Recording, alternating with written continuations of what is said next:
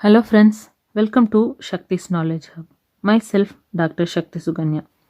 நம்மளோட ப்ரீவியஸ் டிஸ்கஷனில் principles of management அப்படிங்கிற விஷயம் எஃப்டபிள்யூ டெய்லர் அப்படிங்கிற person scientific management point of வியூவில் கொடுத்ததை நம்ம பார்த்தோம். இப்போ நம்ம பார்க்க போகிறது principles of modern management. The father of modern management is Mr. Henry Fayol, and according to him, there are 14 major principles of management which every manager has to practice for the success of the organization. F.W. Taylor வந்து எப்படி scientific மேனேஜ்மெண்ட்டுடைய father, அதாவது father of scientific management அப்படின்னு சொல்கிறோமோ அதே மாதிரி modern மேனேஜ்மெண்ட்டோட main குரு Henry ஃபேயோலை வந்து father of modern management அப்படின்னு சொல்கிறோம். ஸோ இவரோட காலகட்டம் பார்த்தீங்க அப்படின்னா 1841 1925. இவர் 14 மேஜர் பிரின்சிபிள்ஸ் வந்து ஒரு மேனேஜ்மெண்ட்டுக்கு ரொம்ப முக்கியம் அப்படின்னும் அது எவ்ரி மேனேஜர் எவ்ரி ஆர்கனைசேஷன் வந்து கண்டிப்பாக ப்ராக்டிஸில் வச்சு இம்ப்ளிமெண்ட் பண்ணணும் அப்படின்னு இன்சிஸ்ட் பண்ணுறாரு. ஸோ அந்த 14 பிரின்சிபிள்ஸ் என்ன அப்படின்னு நம்ம டீட்டெயிலாக பார்க்கலாம். First principle, division of work. Whole organization is divided into small tasks, specialization, skills to increase the productivity. Division of work. ஒரு ஆர்கனைசேஷன் அப்படின்னு எடுத்துக்கிட்டீங்க அப்படின்னா அங்கே நிறைய விதமான ஒர்க்ஸ் இருக்கும். ஸோ எல்லா ஒர்க்கையும் ஒரே பர்சனால் செய்ய முடியாது. அதே மாதிரி எல்லாரும் ஒன்றா உட்காந்து ஒரே வேலையும் செய்ய முடியாது.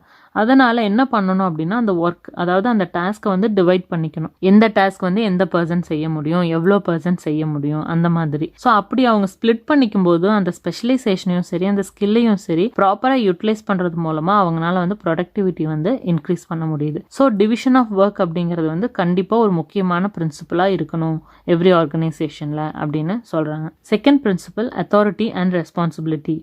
Authority means the right of the supervisor. So ஒரு ஆர்கனைசேஷனில் ஒரு மேனேஜர் ஆகட்டும் அல்லது ஒரு டாப் லெவல் மேனேஜ்மெண்ட் ஆகட்டும், எம்ப்ளாயீஸ் யாராக இருந்தாலுமே அவங்களுடைய ரைட்ஸ் என்ன, ரோல், ரெஸ்பான்சிபிலிட்டி, அத்தாரிட்டி இது எல்லாமே கரெக்டான முறையில் கரெக்டாக கம்யூனிகேட் ஆகோ இல்லாட்டினா கரெக்டாக அதை வந்து ஷெட்யூல் பண்ணி வச்சுட்டாங்க அப்படின்னா யாருக்கும் எந்த டீவியேஷனும் இல்லாமல் அவங்களுடைய ஒர்க் வந்து அவங்க ப்ராப்பராக செய்வாங்க. ஸோ அத்தாரிட்டி, ரெஸ்பான்சிபிலிட்டி அப்படிங்கிற விஷயம் என்ன அப்படிங்கிறது ஒரு ஆர்கனைசேஷனில் கண்டிப்பாக கிளியராக இருக்கணும் அப்படிங்கிறது next principles of management. Third principle, discipline. So டிசிப்ளின்ங்கிறது வந்து ஆப்வியஸாக எல்லா இடத்துலையும் ரொம்ப முக்கியமான விஷயம். அதே மாதிரி அது ஆர்கனைசேஷனுக்கும் விதிவிலக்கு இல்லாதது. ஸோ ஒரு ஸ்மூத் ஆர்கனைசேஷனோட சக்ஸஸ்ஃபுல் ரன்னிங்க்கு ரொம்ப முக்கியமாக இருக்கிற ஒரு விஷயம் பார்த்தீங்கன்னா டிசிப்ளின். ஸோ அந்த டிசிப்ளின்ங்கிறதுல ஒபீடியன்ஸ் இருக்கணும். அதே மாதிரி ஒரு ப்ராப்பர் கண்டக்ட், ஒரு நல்ல ஒரு ஒழுக்கமான பிஹேவியர், ஒரு இண்டிவிஜுவல் எம்ப்ளாயீஸ் ஆகட்டும் அல்ல மேனேஜர் யாராக இருந்தாலுமே ப்ராப்பர் டிசிப்ளினோட அந்த இடத்துல வந்து ஒர்க் பண்ணணும். Fourth principle, unity of command. Each subordinate receive order from supervisor, that is the superior, one to one. If more than one superior or supervisor, chances for confusion or conflict. So unity of command. Command அப்படிங்கிறது வந்து ஒரு person கிட்ட இருந்து இன்னொரு பர்சனுக்கு வர்றது. அதாவது ஒரு சுப்பீரியர் இருக்கிறாங்க அப்படின்னா அவங்க கிட்ட இருந்து அவங்களோட சபார்டினேட்க்கு வருது அப்படின்னா 1 to 1 தான் இருக்கணும். அப்படி 1 to 1 இருந்துச்சு அப்படின்னா அதுதான் ஒரு ப்ராப்பரான unity of command.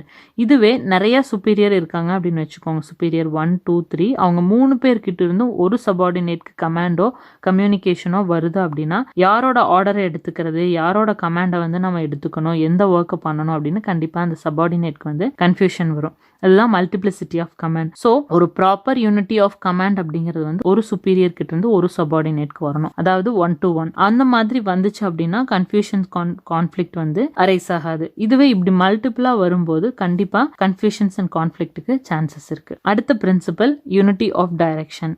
All related activity should be put under one group.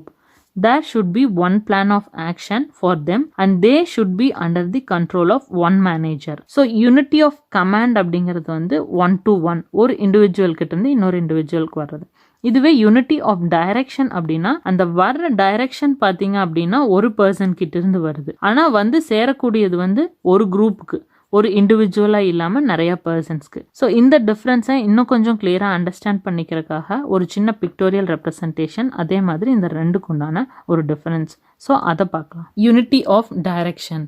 So இதில் ஃபர்ஸ்ட் இன்ஸ்டன்ஸ் பார்த்தீங்க அப்படின்னா அந்த கமெண்ட் எல்லாமே அந்த கம்யூனிகேஷன் ஃபுல்லுமே பார்த்தீங்க அப்படின்னா ஒரே டைரக்ஷனை நோக்கி போகுது, ஒரே மாதிரி ஒரே ஃப்ளோவில் இருக்குது. ஸோ வந்து சேர்ற இடம் வந்து ஒரு இடமா இருக்குது, ஆனால் அது வந்து குரூப் ஆஃப் பீப்புளாக இருக்காங்க. அதுதான் வந்து presence of unity of direction. So இங்கே வந்து யூனிட்டி ஆஃப் டைரக்ஷன் அப்படிங்கிறது ப்ராப்பராக இருக்குது. இதுவே அடுத்த பிக்டோரியல் ரெப்ரசன்டேஷன்ல பாத்தீங்கன்னா அந்த ஃப்ளோ வந்து ப்ராப்பரா இல்ல, முன்னாடி மாறுது ஹரிசாண்டலா வெர்டிகலா, அதே மாதிரி வைஸ் வெர்சா அந்த மாதிரி மாறுது. ஸோ இந்த சிச்சுவேஷன்ஸ்ல யூனிட்டி ஆஃப் டைரக்ஷன் அப்படிங்கிறது லேகிங்கா இருக்கு, அதாவது ப்ராப்பரா இல்ல. ஸோ இன்னும் கொஞ்சம் இதை டீட்டெயிலா அண்டர்ஸ்டாண்ட் பண்ணிக்கிறதுக்காக இந்த கம்பேரிசன் அது என்னன்னு பார்க்கலாம். Meaning: The unity of command means that a subordinate should receive order and instruction from one boss only. ஒரே ஒரு பாஸ், அதாவது ஒரே ஒரு சுப்பீரியர் கிட்ட இருந்து மட்டும் ஒரு எம்ப்ளாய்க்கு ஒரு கமாண்ட் வருது அப்படின்னா அது யூனிட்டி ஆஃப் கமாண்ட். இதுவே it advocates one head and one plan. For the group of activity having the same objective, the activity should be directed towards a common goal. இங்கேயும் ஒரே ஒரு பர்சன் கிட்ட இருந்து ஒரே ஒரு பிளான்காக தான் வருது. ஆனா அதுக்கு கீழே வந்து குரூப் ஆஃப் பீப்புள் வந்து குரூப் ஆஃப் ஆக்டிவிட்டிஸ் வந்து பண்ணிட்டு இருக்காங்க. ஆனா அத்தனை பேருமே பாத்தீங்க அப்படின்னா ஒரு காமன் அப்ஜெக்டிவ் வந்து அச்சீவ் பண்றதுக்காக ஒர்க் பண்ணிட்டு இருக்காங்க. ரெண்டாவது scope. This principle is related to the functioning of personnel. So ஒரு person to another person, ஒரு principle வந்து ஒருத்தருக்கிட்ட இருந்து அந்த functioning of work வந்து பாஸ் ஆகுது. ஸோ அதுதான் வந்து இந்த ஸ்கோப், யூனிட்டி ஆஃப் கமாண்டுக்கு உண்டான ஸ்கோப். இதுவே யூனிட்டி ஆஃப் டைரக்ஷன் பார்த்தீங்கன்னா this principle is related to the functioning of department or the organization as a whole. So ஒரு group of people, ஒரு particular department, example marketing department அப்படின்னா marketing மேனேஜருக்கு கீழே ஒரு 10 executives இருக்காங்கன்னு வச்சுக்கோங்க. அவங்க எல்லாருக்கும் சேர்ந்து அந்த ஒரு மேனேஜர் வந்து கமாண்ட் பாஸ் பண்றாரு. ஸோ அதுதான் unity of direction. Third point, purpose. The main purpose of unity of command is to avoid confusion and fix up the responsibility of the employee. So main purpose என்ன அப்படின்னா ஒரு கன்ஃபியூஷனை வந்து avoid பண்றதுக்காகவும் கான்ஃபிளிக்டை வந்து avoid பண்றதுக்காகவும். ஏன்னா ஒரு person கிட்ட இருந்து ஒரே ஒரு பர்சனுக்கு கம்யூனிகேஷன் போய் அவங்களோட ஆர்டரின் படி அவங்க வேலை செஞ்சாங்க அப்படின்னா கண்டிப்பா அங்க கான்ஃபிளிக்டோ கன்ஃபியூஷனோ வராது. ஸோ இங்கே யூனிட்டி ஆஃப் டைரக்ஷனோட பர்பஸ் பார்த்தீங்க அப்படின்னா to direct the effort of employees of one department in achieving the main objective of the department. So அந்த ஒரு டிபார்ட்மெண்ட்ல இருக்கிற அத்தனை பேருமே காமன் கோலை அச்சீவ் பண்றதுக்காக ஒர்க் பண்றதுனால இந்த பர்சன் கிட்ட இருந்து கமெண்ட்ஸ் வரும்போது அந்த டீம்ல இருக்கிற, அதாவது அந்த டிபார்ட்மெண்ட்ல இருக்கிற அத்தனை பேருமே வந்து ஒர்க் பண்றாங்க. அண்ட் அவங்களுடைய காமன் கோல் வந்து அங்கே அச்சீவ் பண்ணுறதுக்கு ஹெல்ப்ஃபுல்லாக இருக்குது. Results in unity of command results in the systematic work and improved efficiency by removing confusion and chaotic conditions. So நம்ம முன்னாடி டிஸ்கஸ் பண்ண மாதிரி தான் இந்த மாதிரி யூனிட்டி ஆஃப் கமாண்ட் இருக்கிறதுனால கிடைக்கிற ரிசல்ட் என்ன அப்படின்னா கன்ஃபியூஷன்ஸோ கான்ஃபிளிக்டோ இருக்காது, ஒர்க் வந்து சிஸ்டமேட்டிக்காகவும் எஃபிஷியன்ட்டாகவும் ப்ராப்பராக போகும் அப்படிங்கிறது. ஸோ யூனிட்டி ஆஃப் டைரக்ஷன் இருக்கிறது மூலமாக கிடைக்கிற ரிசல்ட் என்ன அப்படின்னு பார்த்தீங்கன்னா coordination with in the particular department and overall. ஏன்னா ஒரு குரூப்பாவோ ஒரு டீமாவோ ஒர்க் பண்ணும்போது ஒருத்தவங்க கிட்ட இருந்து கமாண்ட் வந்து எல்லாரும் அதுக்கு கீழே வேலை செய்யும் போது எல்லாருக்குமே அங்க கோஆர்டினேஷன் அப்படிங்கிறது இருக்கும். ஸோ அது டிபார்ட்மெண்ட்டுக்கும் பொருந்தும், ஓவரால் ஆர்கனைசேஷனுக்கும் பொருந்தும். அதே மாதிரி ஓவர்லேப் ஆகாம ப்ராப்பரா அவங்களோட ஒர்க்கை வந்து சரியா செய்வாங்க. ஏன்னா ஒன் பிளான் ஒன் டீம் அந்த மாதிரி தான் வந்து ஒரு ஒர்க் கொண்டு போறதுக்காக செய்யறதுக்காக யூஸ் பண்ற விஷயம் யூனிட்டி ஆஃப் டைரக்ஷன். இப்போ அடுத்த பிரின்சிபல்ஸ் எல்லாம் என்னென்னு பார்க்கலாம். 6th principles of management.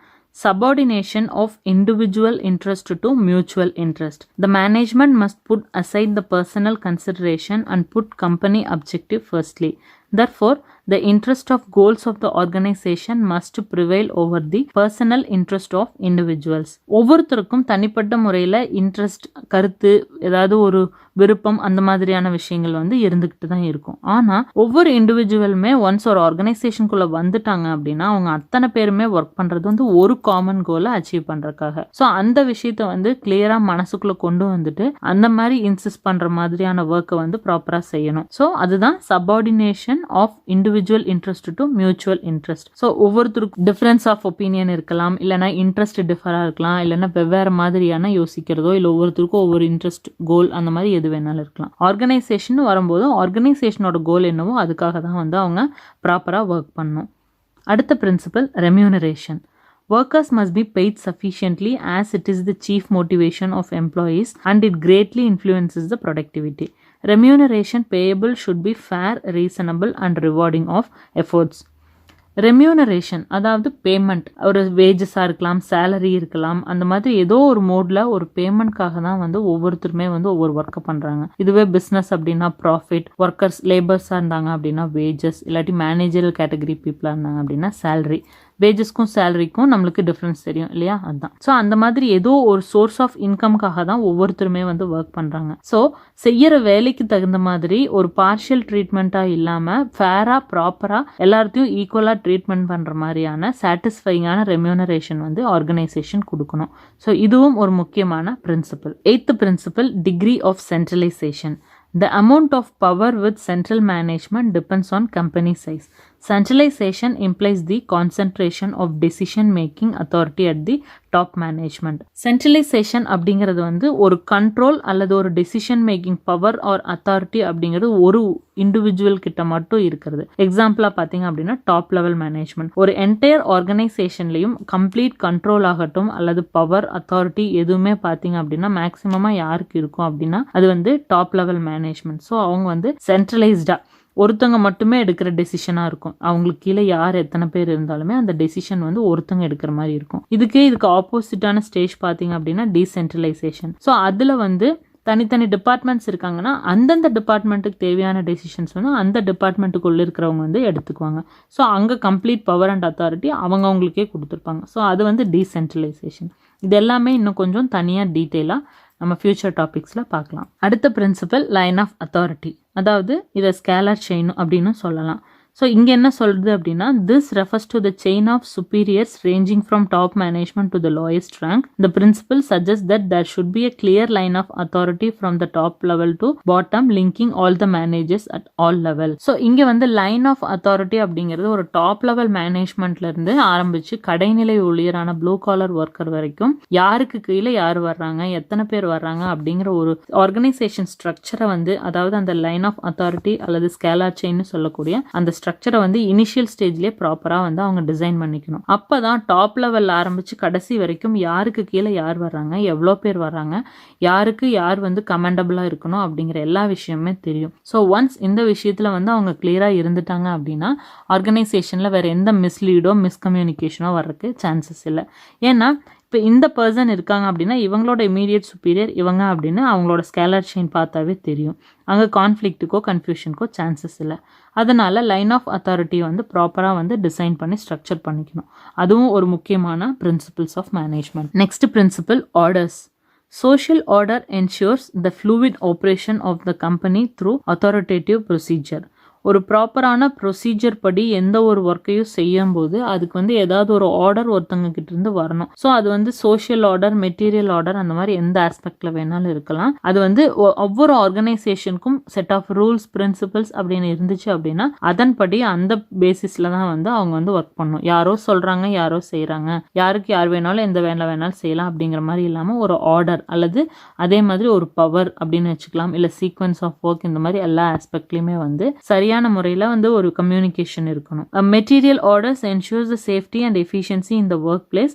Order should be acceptable and under the rules of the company. So எல்லா விஷயமே பார்த்தீங்க அப்படின்னா கம்பெனியோட ரூல்ஸுக்கு உட்பட்ட மாதிரி ஒரு விதிமீறல் இல்லாமல் ப்ராப்பராகவும் லீகலாகவும் இருக்கணும் அப்படின்னு சொல்றது. ஸோ இதுவும் ஒரு principle. Next principle, equity.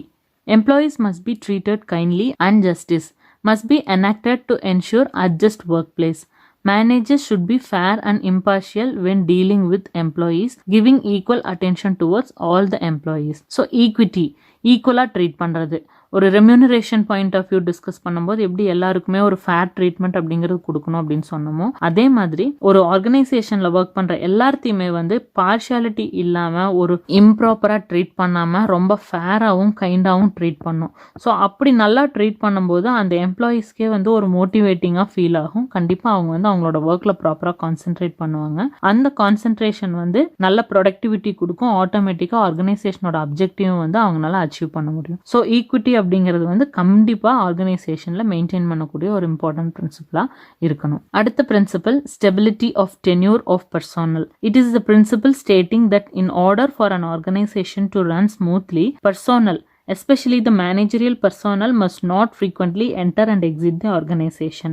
Stability, அதாவது நிரந்தரமாக அல்லது ரொம்ப கண்டினியூவாக அட்லீஸ்ட் லாங் டேர்ம் பீரியட்க்கு. இப்போ ஒரு பர்சன் வந்து இன்னைக்கு வேலைக்கு சேர்றாங்க, ஒரு ஃபியூ டேஸ்க்கு அப்புறம் திரும்ப எக்ஸிட் ஆகுறாங்க அப்படின்னா அது ஆர்கனைசேஷனுக்கும் எக்ஸ்பென்சஸ் தான், அதே மாதிரி அந்த இண்டிவிஜுவலுக்கும் ஒரு ப்ராக்ரஸோ ப்ராப்பரான ஒரு ரெக்கார்டோ அல்லது எக்ஸாம்பிள் இப்போ நீங்களே உங்களோட ரெஷ்யூம் எடுத்துகிட்டு போகிறீங்க, நீங்கள் ஒரு 10 நாளுக்கு ஒருக்கா ஒரு கம்பெனி மாறிட்டு வரீங்க அப்படின்னா உங்களோட நேமே வந்து இம்ப்ரெசிவாக இருக்காது. இதுவே நீங்கள் ஒரு இடத்துல ரொம்ப லாங் டேர்ம் ஒர்க் பண்ணிட்டு இருக்கீங்க அப்படின்னா கண்டிப்பாக நிறைய விஷயம் கற்றுக்கலாம். உங்களோட ரெம்யூனரேஷன் பாயிண்ட் ஆஃப் வியூ ஆகட்டும், உங்களோட ப்ரொமோஷன், லேர்னிங் எல்லாமே வந்து ப்ராப்பராக இருக்கும். ஸோ அந்த மாதிரி ஒரு பர்சனல், அதாவது பர்சனல்ங்கிற வேர்டுக்கு நம்ம டிஃபரன்ஸ் தெரிஞ்சிருக்கும். பர்சனல் பற்றி நம்ம இதுக்கு முன்னாடி ஒரு வீடியோவில் டிஸ்கஸ் பண்ணியிருக்கோம். அந்த மாதிரி ஆர்கனைசேஷனில் ஒர்க் பண்ணுற ஒவ்வொரு பர்சன்ஸுமே பார்த்தீங்க அப்படின்னா ஃப்ரீக்வன்ஸ் என்ட்ரி எக்ஸிட் இல்லாமல் ஒரு தொடர்ச்சியாக ஒர்க் பண்ணணும். ஸோ இந்த மாதிரியான பிரின்சிபலை கண்டிப்பாக எல்லாருமே ஃபாலோ பண்ணணும். அடுத்த principle initiative. Using the initiative of employees can add strength and new ideas to an organization. Initiative on the part of employee is the source of strength for organization because it provides new and better ideas.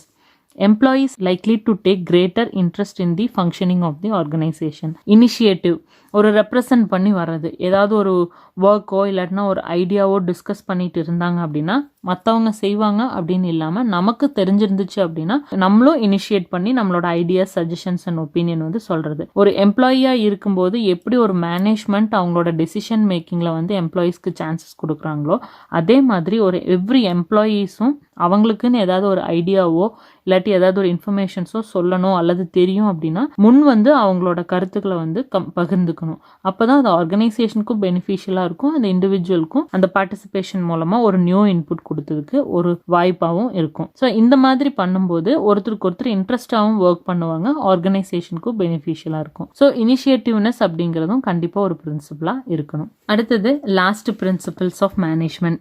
Esprit de corps, team spirit. This refers to the need of managers to ensure and develop morale in the workplace, individually and communally. Team spirit helps develop an atmosphere of mutual trust and understanding. It helps to finish the task on time. Team spirit. இப்போ ஒரு ஆர்கனைசேஷனில் நம்ம team, group அந்த மாதிரி எல்லான விஷயங்கள் பார்த்தோம். அப்படி குரூப்பாக work பண்ணும்போது கண்டிப்பாக அதுக்குன்னு சொல்லி அவங்க ஒரு பாசிட்டிவான ஆட்டிடியூடோட, ஒரு ஸ்பிரிட்டோட ஒர்க் பண்ணணும். ஒரு அண்டர்ஸ்டாண்டிங் இல்லாமல் அல்லது ஒரு கன்ஃபியூஷனோடையோ இல்லாட்டினா ஒரு கான்ஃப்ளிக்டோட, மிஸ் அண்டர்ஸ்டாண்டிங்காகவே ஒரு டீமுக்குள்ளே ஒர்க் பண்ணாங்க அப்படின்னா கண்டிப்பாக அவங்களால ஒர்க்லேயும் கான்சென்ட்ரேட் பண்ண முடியாது, கோலையும் அச்சீவ் பண்ண முடியாது. அதனால் எந்த இடத்துல டீம் அல்லது குரூப்பாக ஒர்க் பண்ணுறதுக்கு உண்டான வாய்ப்புகள் அமைதோ அந்த இடத்துல ஒருத்தருக்கு ஒருத்தர் கோஆர்டினேஷனோடையும் கோஆப்ரேஷனோடையும் ஒர்க் பண்ணும். அப்போ தான் வந்து அந்த அட்மாஸ்பியரும் வந்து மியூச்சுவல் ட்ரஸ்ட்டாகவும் அண்டர்ஸ்டாண்டிங்காகவும் இருக்கும். அதே மாதிரி அவங்களோட டாஸ்க்கை வந்து கரெக்டான டைமுக்கு வந்து கம்ப்ளீட் பண்ண முடியும். ஸோ ஆட்டோமேட்டிக்காக ஆர்கனைசேஷன் கோலை வந்து அச்சீவ் பண்ணிட முடியும்.